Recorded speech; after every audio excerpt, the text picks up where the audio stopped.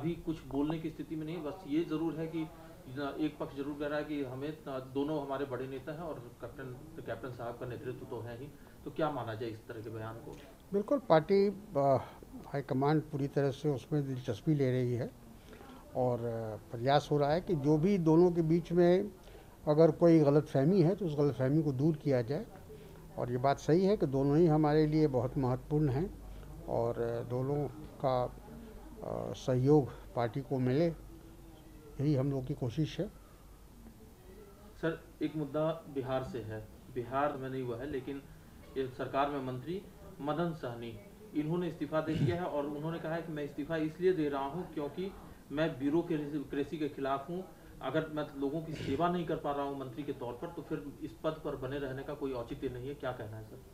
देखिए, हम उनकी तारीफ़ करेंगे, उन्होंने एक हिम्मत दिखाई है और ये बात तो बहुत दिनों से जाहिर है। बल्कि यूँ कहा जाए कि नीतीश जी के जो कार्य करने की शैली है उसमें अफसरशाही को काफ़ी बढ़ावा मिला है और आज बिहार के प्रशासन हो या कोई भी क्षेत्र हो, उसमें अफसरशाही काफ़ी बढ़ चुकी है।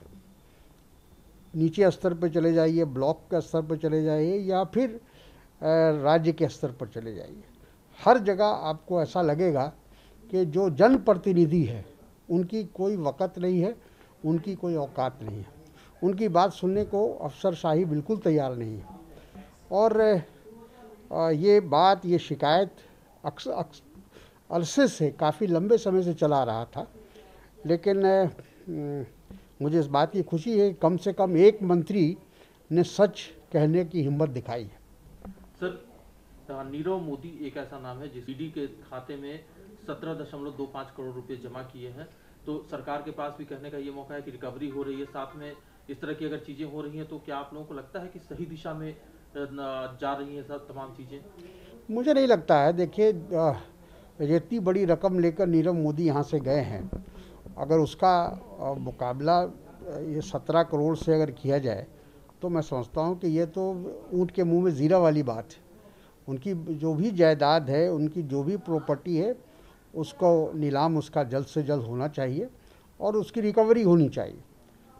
इतनी बड़ी रकम लेकर जाने के बाद भी अभी तक हम नीरव मोदी को देश में लाने में नाकाम हैं, ये तो भारत सरकार की एक प्रकार से नाकामी है, नाअहली है। सर, लेकिन ईडी की एक और कार्रवाई हुई है। पूर्व में आपके सहयोगी थे, अभी भी महाराष्ट्र सरकार में सहयोगी हैं अजीत पवार।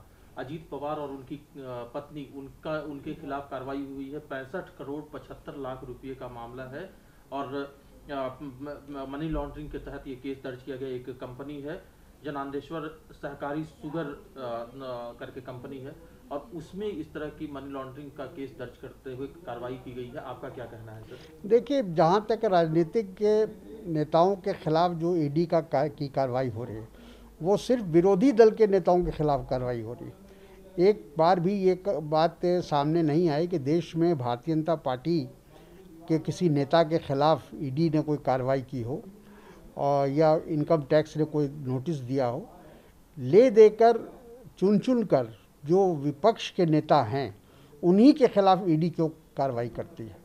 तो ये तो बिल्कुल एक राजनीतिक के दुर्भावना से ईडी काम कर रही है या सरकार काम कर रही है। महाराष्ट्र में राजनीतिक दबाव बनाने की बिल्कुल, उनका प्रयास यही है कि, क्योंकि कई बार ये बात सामने आ गई है कि उन्होंने कांग्रेस पार्टी के नेताओं को भी या दूसरी पार्टी के किसी नेताओं को तोड़ने के लिए, उन पर दबाव बनाने के लिए, ये कोशिश हमेशा भारतीय जनता पार्टी की रहती है।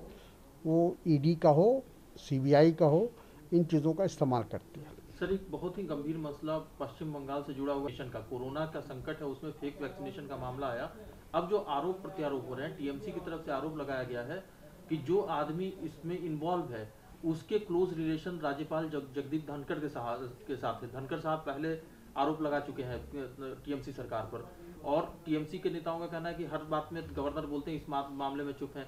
एसआईटी भी जांच कर रही है। क्या कहना है सर इस पूरे मामले? देखिए, इस पूरे मामले की छानबीन होनी चाहिए। ये तो कहा जाए कि सीधे सीधे लोगों के जीवन से खिलवाड़ हुआ है। और जिसने भी किया हो, चाहे उसका संबंध किसी भी राजनेता से हो, राजनीतिक दल से हो, गवर्नर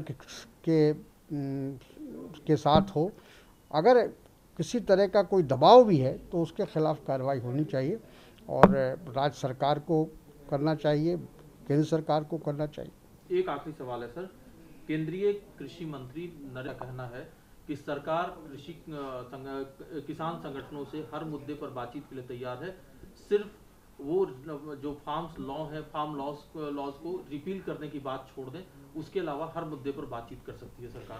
देखिए, जब तक जो कानून बनाया गया है और ये दावा किया जा रहा है सरकार की ओर से, मोदी जी की ओर से, कि ये किसानों की भलाई के लिए है, लेकिन किसान लगातार 7 महीने हो गए वो धरना पर बैठे हुए हैं, आंदोलित हैं, लेकिन एक बार भी केंद्र सरकार की ओर से ये प्रयास नहीं हुआ कि उनसे बातचीत करके इसका रास्ता ढूंढा जाए। सिर्फ टाल मटोल की कोशिश सरकार की रही है। 11 बार बातचीत हुई और 11 बार बातचीत के दौरान वो किसानों को तैयार नहीं कर सके या किसान सरकार को तैयार नहीं कर सकी, तो ये तो दुखद बात है। और जो हमारे देश के अन्नदाता कहलाते हैं, जो सारे देश का पेट भरते हैं, आज अगर उनकी कोई मांग है तो उसको स्वीकार करने में भारत सरकार को क्या तकलीफ है। ये बात समझ में नहीं आ रही है कि इस तरह से किसान विरोधी जो रवैया है भारत सरकार का, आखिर क्यों है। भारत सरकार ने ही, मोदी जी ने वादा किया था कि हम किसानों की आमदनी को दुगनी करेंगे, तो आमदनी दुगनी करने के बजाय जो उन्होंने तरीका अपनाया वो किसानों को किसी भी तरह स्वीकार नहीं है।